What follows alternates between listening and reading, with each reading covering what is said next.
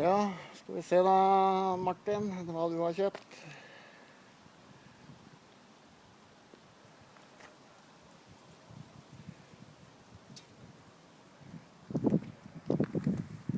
Her har du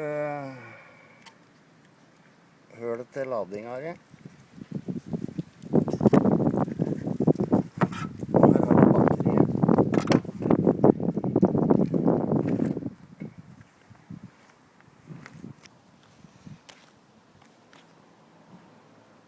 Motor.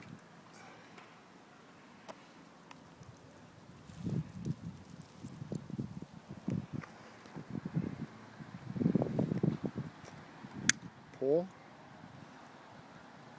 Batterinivå der. Og hvis du skal ha lys, så vrir du nøkkelen enda en gang. Jeg gidder ikke jeg bruker lys nå.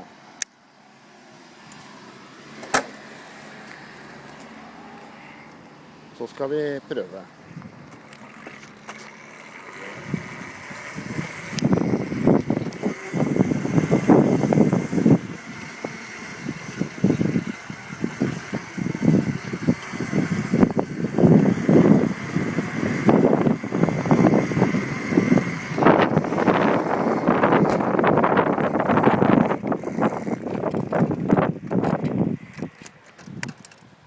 Jeg glemte å si under den der batteriindikatoren så er det en rød bryter. Det er sånn turbo visstnok. Nå skal jeg ha begge hendene på rattet, så nå gidder jeg ikke å prate mer. Du får kose deg når dette kommer til uka. Hei.